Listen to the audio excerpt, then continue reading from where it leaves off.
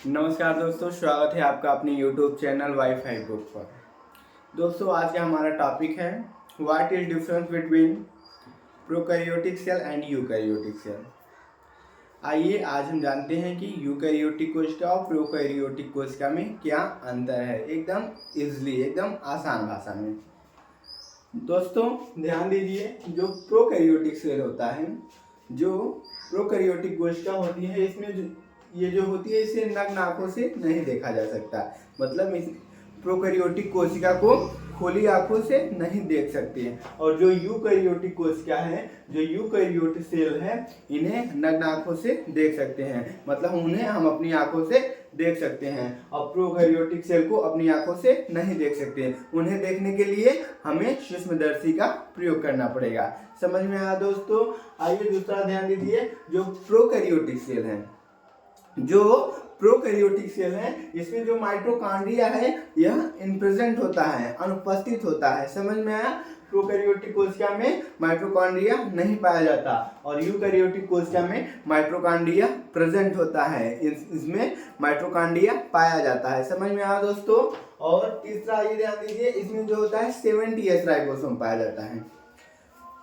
Prokaryotic cell में 70S ribosome पाया जाता है। 70S में प्रोकैरियोटिक सेल में 70S राइबोसोम पाया जाता है और यूकैरियोटिक सेल में 80S राइबोसोम पाया जाता है। समझ में आया दोस्तों?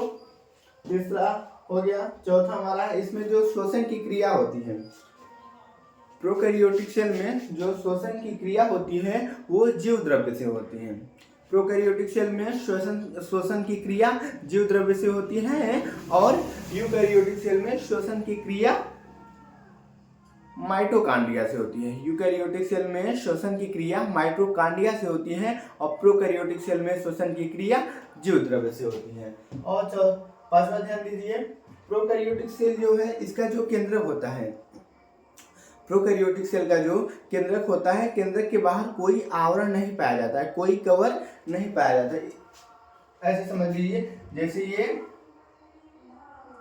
केंद्रक है, ये है ना, प्रोकैरियोटिक सेल में केंद्रक के बाहर कोई कवर नहीं पाया जाता है। उसमें जो केंद्रक होता है, जो न्यूक्लियस होता है, यूं ही इधर उधर फैला रहता है। समझ में आया दोस्तों? और जो यूकैरियोटिक कोशिका होती है, जो यूकैरियोटिक सेल होती है, इसमें जो केंद्रक होता है उसके ऊपर कवर पाया जाता है, उसके ऊपर कवर पाया जाता है। जैसे ये उसके ऊपर ये वाली चीज पाई जाती है, ये वाली चीज पाई जाती है। समझ में आया दोस्तों? और प्रोकैरियोटिक सेल में ये वाली चीज नहीं पाई जाती है, उसमें कवर नहीं पाया जाता है।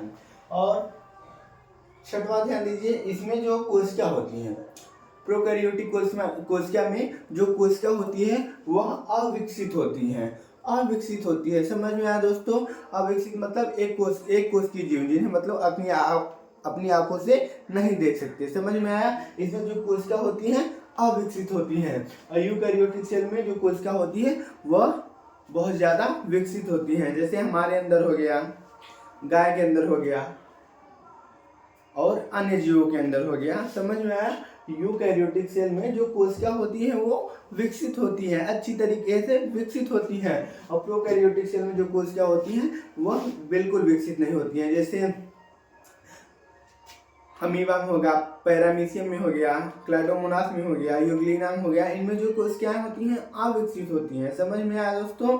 आइए एक बार फिर से 1 मिनट में पूरा देख लेते हैं। Prokaryotic cell, eukaryotic cell, what is difference between prokaryotic cell and eukaryotic cell. जो प्रोकैरियोटिक सेल होता है इन्हें हम अपनी आंखों से नहीं देख सकते, जैसे अमीबा, पैरामीशियम, क्लाइडोमोनास, यूग्लिना। और जो यूकैरियोटिक सेल होते हैं इन्हें अपनी नग्न आंखों से देख सकते हैं, जैसे हम हो गए, गाय, गोरू, भैंस हो गए। और इसमें जो प्रोकैरियोटिक सेल होते हैं इसमें माइटोकॉन्ड्रिया अनुपस्थित होता है और यूकैरियोटिक सेल में माइटोकॉन्ड्रिया उपस्थित होता है। समझ में आया दोस्तों? तीसरा ध्यान दे दीजिए, जो प्रोकैरियोटिक सेल होता है इसमें 70S राइबोसोम पाया जाता है, इसमें 70S राइबोसोम पाया जाता है और यूकैरियोटिक सेल में 80S राइबोसोम पाया जाता है। यूकैरियोटिक सेल में 80S राइबोसोम पाया जाता है। और चौथा ध्यान दीजिए, जो प्रोकैरियोटिक सेल होता है, जो प्रोकैरियोटिक सेल होता है इसमें श्वसन की क्रिया जीव द्रव्य से होती है और यूकैरियोटिक सेल में श्वसन की क्रिया किससे होती है? माइटोकॉन्ड्रिया से होती है। समझ में आया दोस्तों? यूकैरियोटिक सेल में श्वसन की क्रिया माइटोकॉन्ड्रिया से होती है। और चौथा ध्यान दीजिए, इसका जो प्रोकैरियोटिक सेल का केंद्रक होता है, न्यूक्लियस होता है, इसके ऊपर कोई आवरण, कोई कवर नहीं होता है। समझ में आया? और यूकैरियोटिक सेल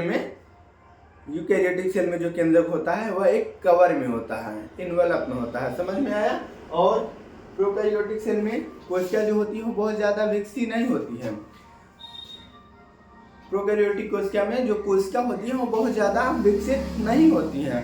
और यूकैरियोटिक सेल में जो कोशिका होती है वो हाईली विकसित होती है। समझ में आया दोस्तों? अगर आप लोगों को यह वीडियो अच्छा लगे तो ज़्यादा से ज़्यादा शेयर करें, लाइक कमेंट और अपना कमेंट दें, और चैनल पे अगर नए हैं तो चैनल को सब्सक्राइब करें। धन्यवाद दोस्तों।